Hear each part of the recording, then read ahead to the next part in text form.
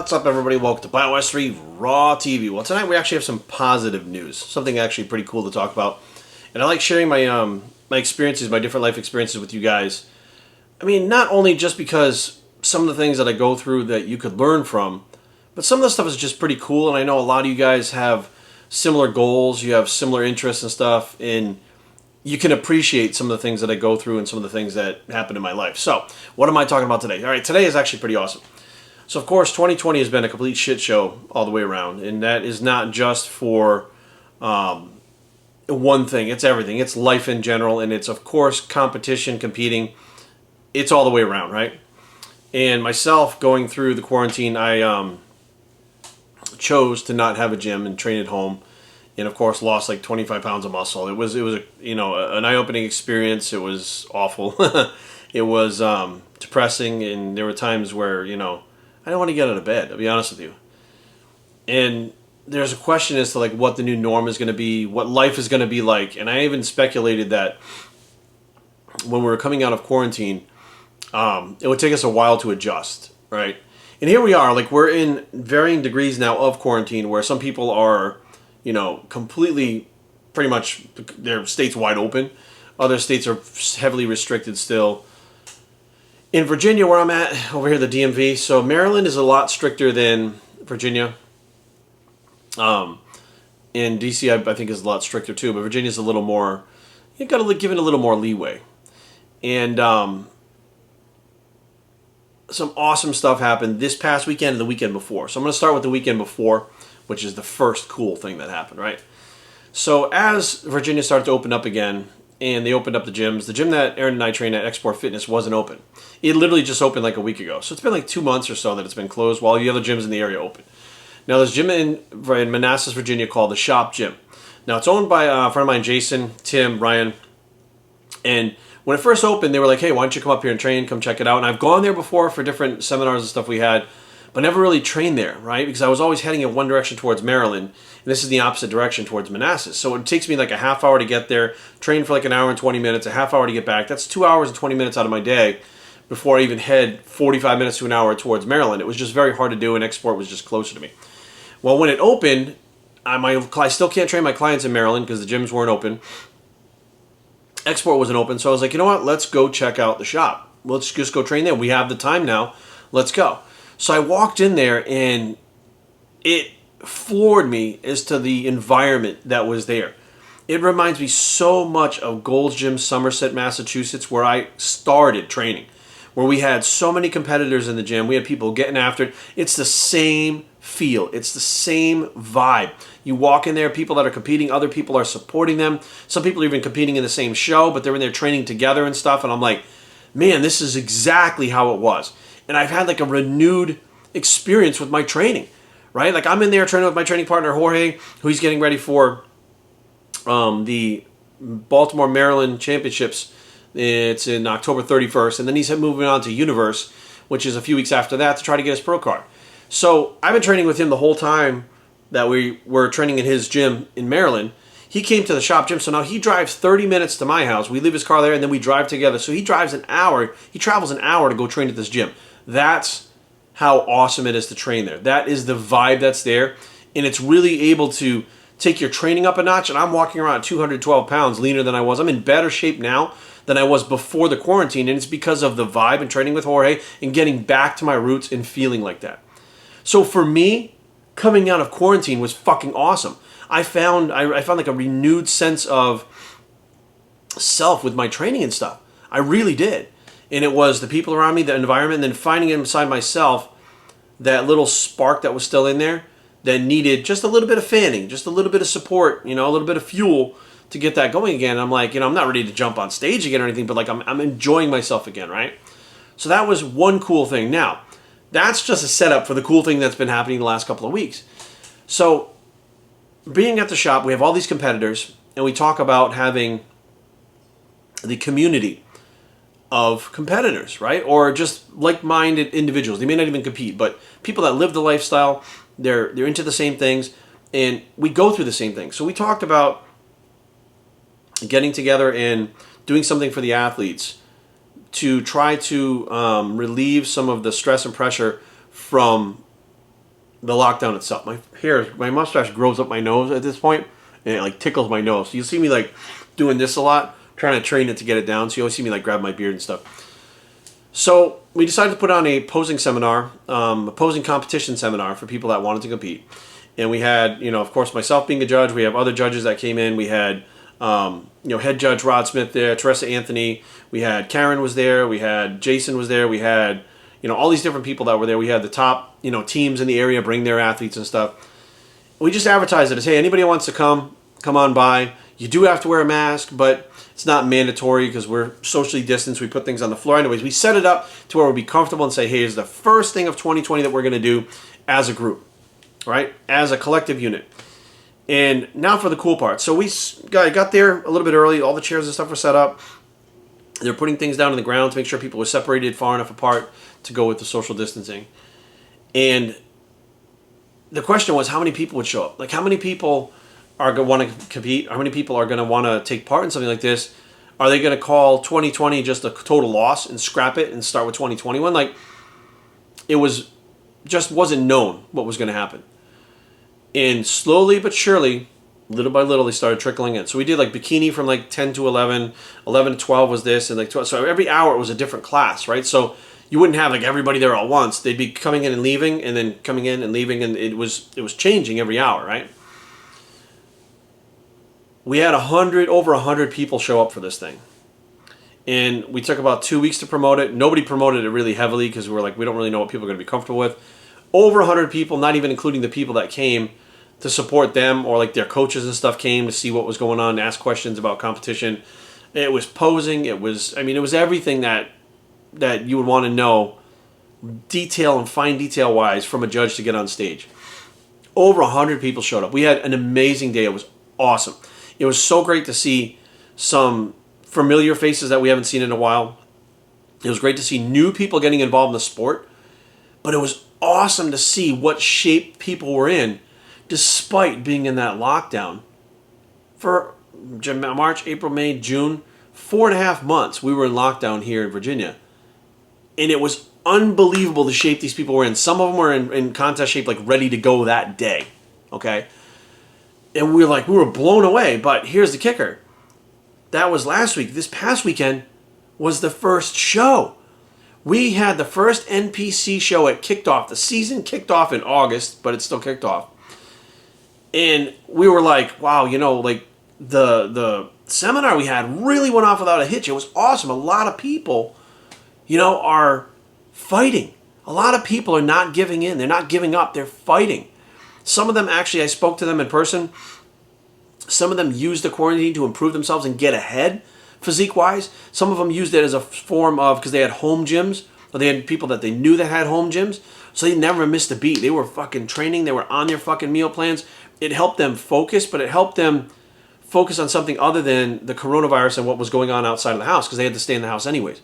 So it allowed them to focus on something positive and then come out of quarantine better than ever and have a positive come from a negative situation. And I'm listening to these people and I'm thinking, man, I've been involved in bodybuilding for 30 years, and I know it takes a strong person, a lot of willpower to go through this shit year after year after year. And they proved it. There are new people that are just getting involved in this, and they're doing it. And I'm like, man, again, it lit a fire into me again, because I'm like, look, social media has taken away a lot of the work aspect of these sports, okay, of the physique sports. It has turned it into a pageant where people just want a picture so they can put it up on social media and try to make money or try to get fans or whatever the case may be.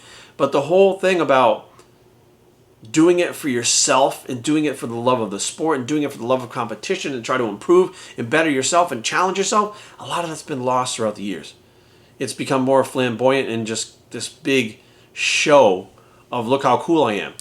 And really the things that go on behind the scenes that are not taking place in social media, it's not really cool anymore. Everybody has to film their workouts and they have to, set up tripods all over the fucking gym and shit. And they can't even do a set without filming it. And then after they do the set, they got to check it to make sure it's the right angle and shit. And if it's not done, we redo it. So they're really not training hard. They're doing everything to try to have the appearance of training hard.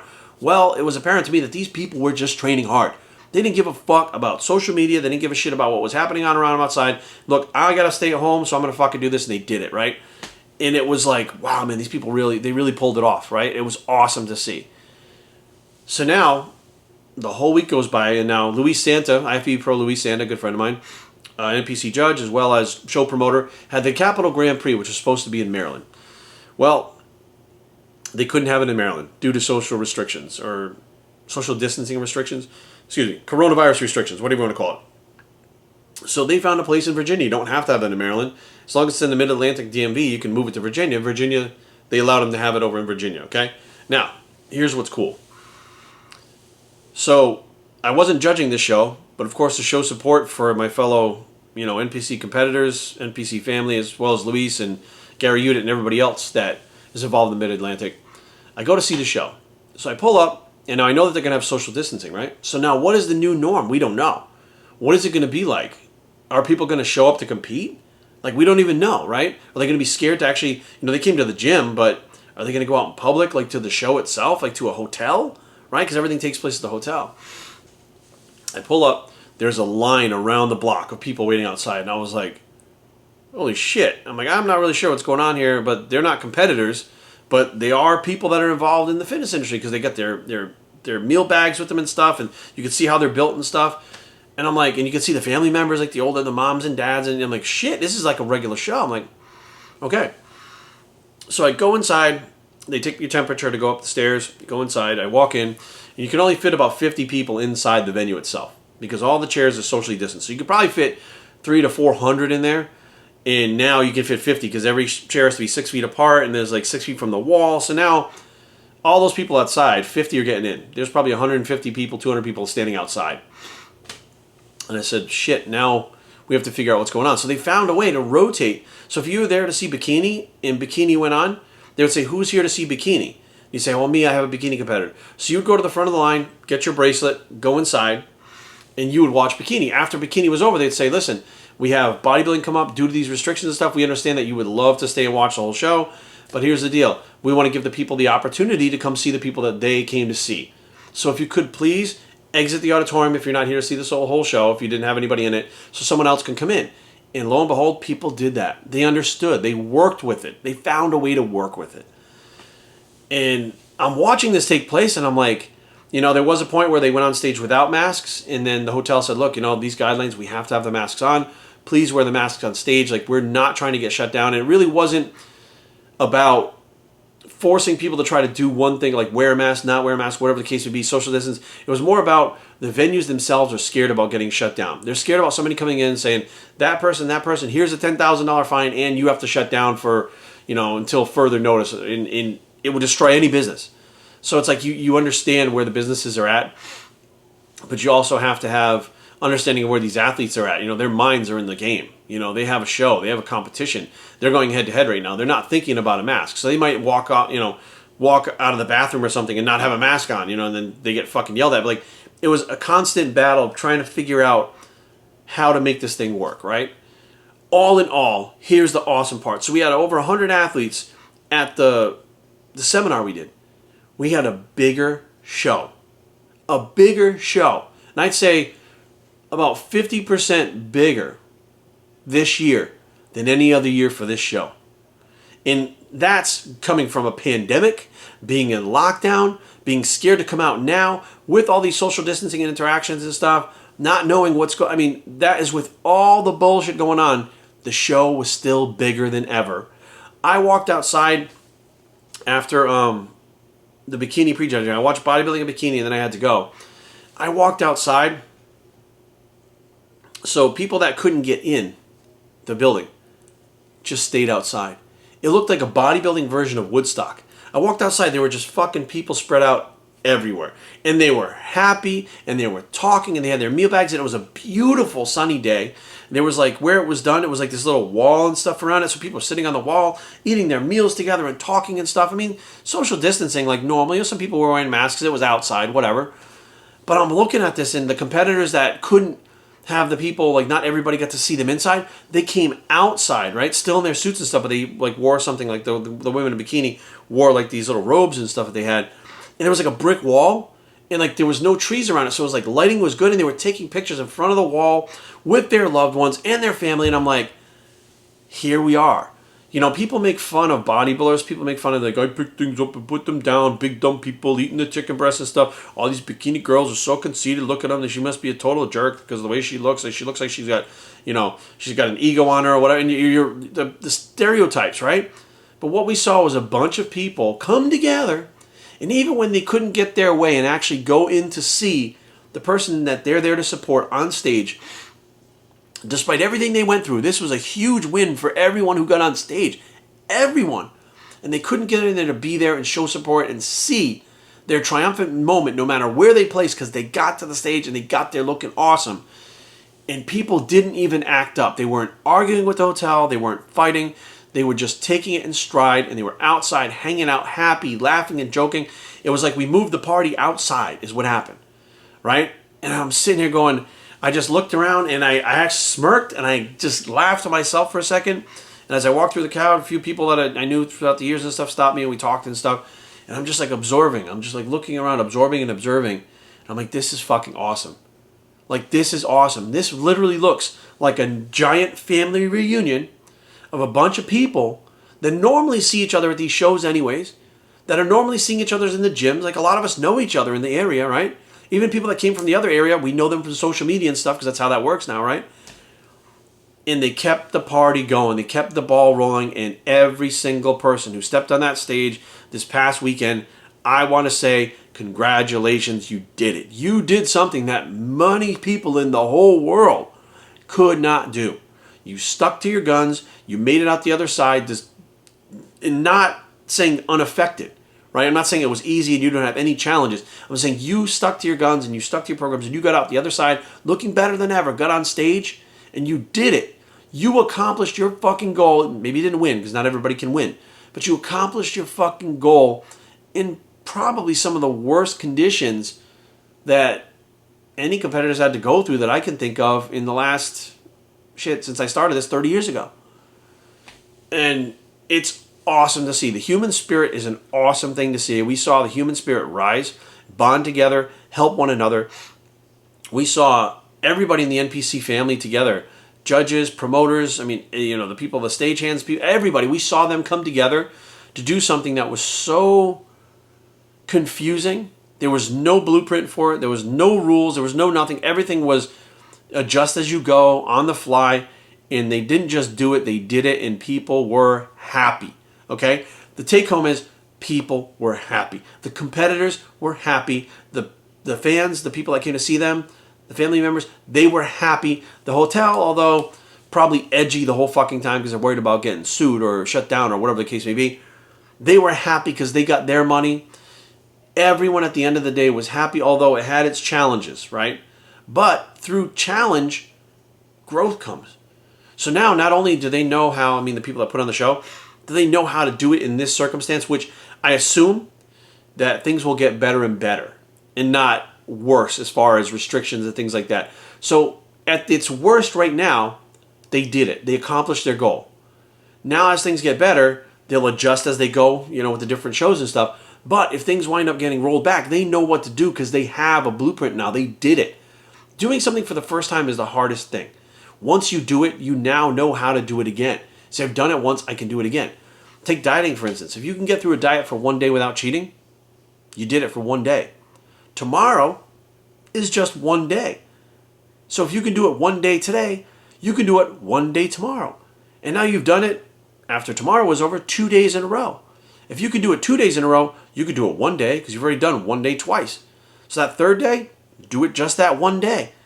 Learning one day at a time to break it down like that, once you have done it, you can replicate that over and over again because you have an idea of what to do next. Little things come up, you adjust on the fly, you adjust on the go, but you have a direction to go in and you have a way to figure it out, right? And that's what happened this weekend. So I stepped back and I said, you know what? People can make fun of bodybuilding all they want. They can make fun of the way fitness people live their lives, the meal bags, you carry all your food with you. That's that's so stupid, man. I could never do that. They can make fun of us all they want. But I saw people that adapted to their environment, stuck to their guns, and continued to live their lives despite the lockdown. And came out the other side victorious no matter where they placed. What an awesome fucking thing. So I'm looking forward. We have shows coming up. I actually just got asked to judge the North Americans. So I'll be judging the North Americans this year and next week. I'll be heading out there. We have the Hercules coming up, I think, the week after that. The week after that, we have the Woodbridge show here. And then that would bring us to about the end of September. A couple weeks later, we have, what's actually on Halloween, we have Richard Siegelman's show, the Baltimore Championships. And then we have, of course, the national shows that will be, we have Universe and Nationals and stuff like that. But for here, for our area, we have like 3 or 4 shows coming up, which, we'll only have maybe about 4 or 5 shows total in this area for the whole year.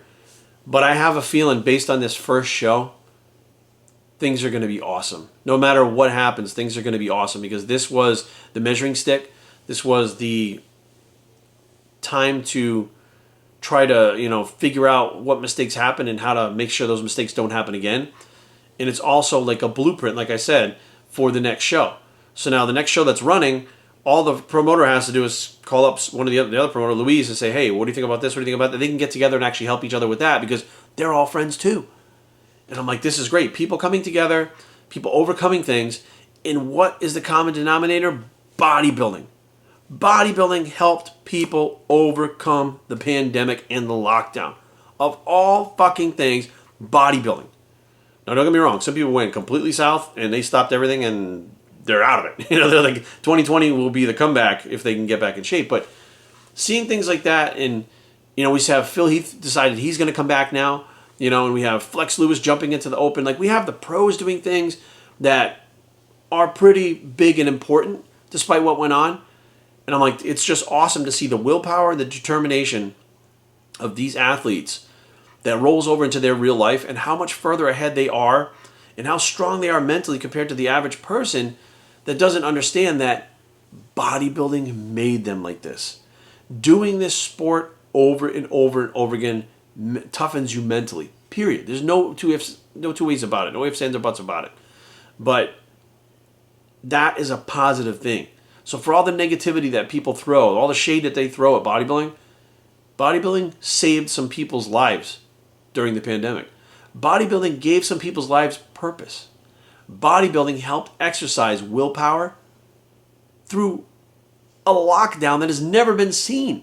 These things through a lockdown that has never been seen on a global scale.